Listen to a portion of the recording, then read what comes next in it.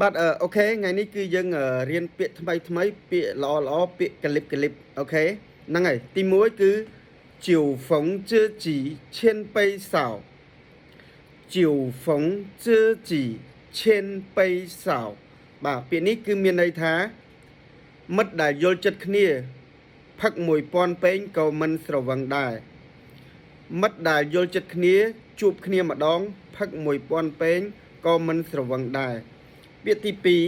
2ថៅថៅប៉ៅលីថៅថៅប៉ៅលីមានន័យថាជួយគ្នាទៅវិញទៅមកជួយគ្នាទៅវិញទៅមកទី3ឈូហ៊ូអ៊ីលាវឈូហ៊ូអ៊ីលាវលើសពីការរំពឹងទុក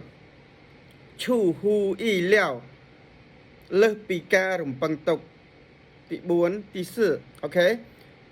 កងជីងពូយូឆុងមីងកងជីងពូយូឆុងមីងផ្ដល់ការគោរពវាមិនស្មើនឹងអនុវត្តតាមនោះទេគឺពាក្យហ្នឹងចង់មានន័យថាបើសិនជាគ្រាន់តែអ្នកបញ្ចេញនៅការគោរពចំពោះខ្ញុំតែមិនអនុវត្តទៅតាមអ្វីដែលជាតម្រូវការរបស់ខ្ញុំក៏វាអត់សូវមានន័យខ្លឹមសារអ្វីដែរបាទក្នុងហ្នឹងគឺមានអត្ថន័យផ្ដល់ការគោរពវាមិនស្មើនឹងអនុវត្តតាមនោះទេអូខេណាអញ្ចឹងចំពោះពាក្យល្អនេះដែលខ្ញុំចែករំលែកនេះបងប្អូនអាចយកទៅអនុវត្តបងប្អូនដែលហ្នឹងហើយចេះចិនខ្លះហើយឬក៏យើងចង់ប្រើពាក្យហ្នឹងអាចយកពាក្យហ្នឹងយកទៅប្រើប្រាស់បានហើយបន្តមកទៀតបើសិនជាយើងអត់ច្បាស់ហ្នឹងពាក្យហ្នឹងខ្ញុំគួរតែតែងឃ្លាននៅប្រយោគបែបនេះតើធ្វើអញ្ចឹងត្រូវអត់អញ្ចឹងបងប្អូនអាច comment នៅក្នុងវីដេអូហ្នឹងខ្ញុំនឹងជួយកែសម្រួលឲ្យឧទាហរណ៍ហ្នឹងពាក្យហ្នឹងមិត្តដែលយល់ចិត្តគ្នាផឹក1000ពេងមិនស្រវឹងនេះអញ្ចឹងខ្ញុំចង់តែងឃ្លាមួយ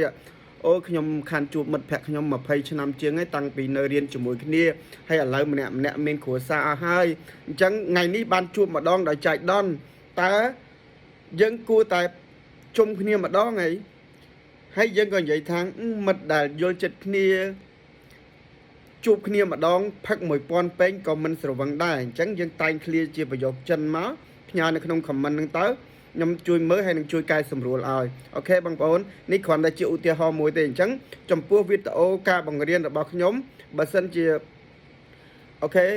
ចំពោះអ្នកដែលចង់រៀនហើយឃើញពាក្យហ្នឹងយើងអាចយកមកប្រើយើងអាចយកទៅតែងឃ្លាដើម្បីចង់បញ្ជាក់ថាយើងតែងហ្នឹងអូខេអត់អាច comment នៅក្នុងវីដេអូរបស់ខ្ញុំទៅខ្ញុំនឹងជួយកែសម្រួលឲ្យ free អូខេអរគុណច្រើនបាទអរគុណបាទបើសិនជាពេញចិត្តនៅវីដេអូនេះសូមជួយចុច like និងជួយ share ឲ្យមួយផងដើម្បីជាការលើកទឹកចិត្តហើយខ្ញុំនឹងធ្វើវីដេអូបន្តទៀតអូខេអរគុណ